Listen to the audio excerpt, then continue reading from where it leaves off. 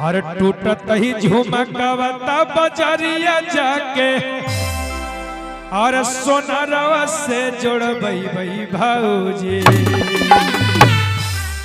इतने ना बड़ा भाव से कहत रही कैसे हर तरतिया में हर दीनामा में रूठा तैसा जनामा हर दीनामा में रूठा तैसा जनामा रतिया और चुमा दे के मनई वही भाऊजी।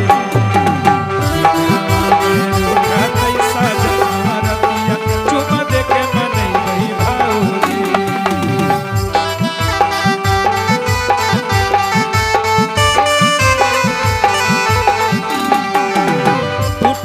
झुमकवता बजरिया जाके सोनरवा से जोड़बई बई भाऊजी।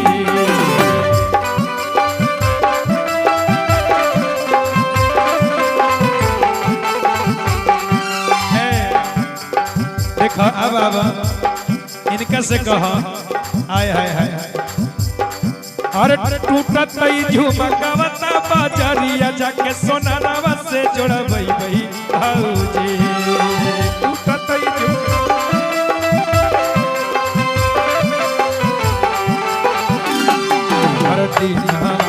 रूठा तैसा जनामा रतिया चुमा दे के मनई बई भाऊजी। रूठा तैसा जनामा रतिया चुमा दे के मनई बई भाऊजी।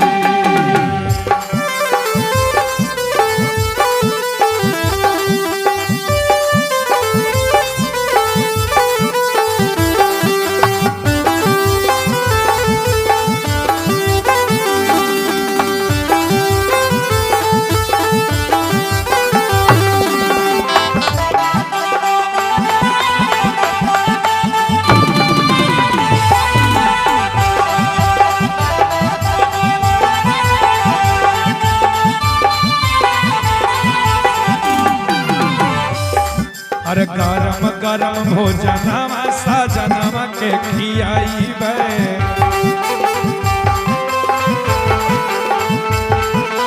सुततई जब रातिया में गोड़ाबो हम दबाइबे।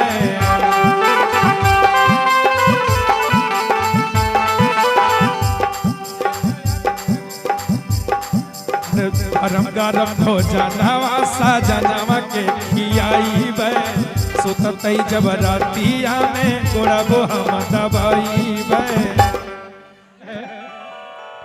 और गरम गरम भोजनवा सजनवा के खियाइबे कहता रे सुततई जब रातिया में गोड़ाबो हम दबाइबे।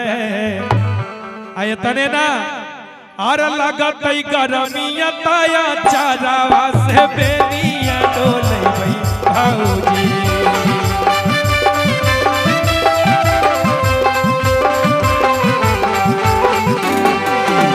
लगतई गरमिया ताया चारावा से बेनिया डोले बई भाऊजी।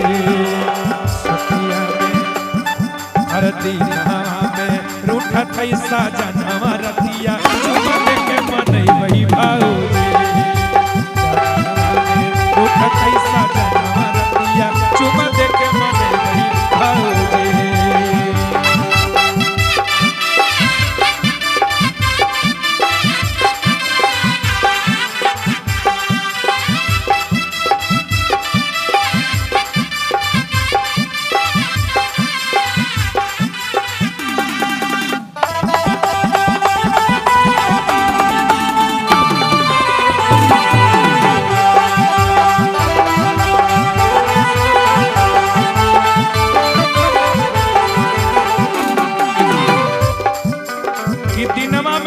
सजनवा रतिया चुमा दे के मनईबे भाऊजी। इतने ना बड़ा भाव से कह तरीका देखा पूजा जी कह तरीके देखा ए हमर सखी अरे बहारा बलमुआ के कामाए नहीं भेजबे नहीं हर से रुपया या पैसा मंगवाइबे।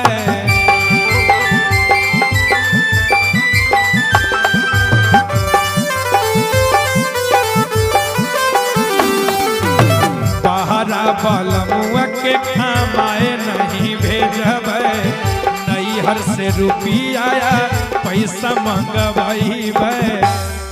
कह तरीके देखा एक हो सेकेंड खातिर अपना राजा जी के आंख से ओझल ना होके दे। कह तरीका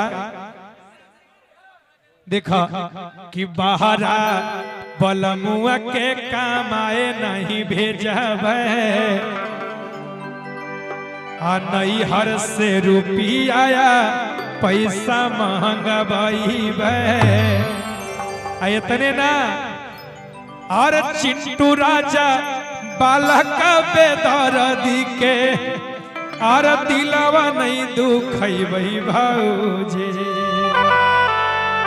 लेकिन ये बात हमरा से ना मुखिया जी से कहो है ना, एगो फंड दे दी है ना, एगो फंड दी है ना तो सोचा जिंदगी सुधर जाए है ना।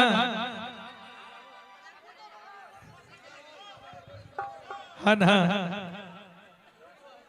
और चिंटू राजा बालक बेदर्दी के और दिलवा नहीं दुखैबै भौजी। और दिनवा में रूठा तैसा जनवा रतिया चुमा दे के मनैबै भौजी।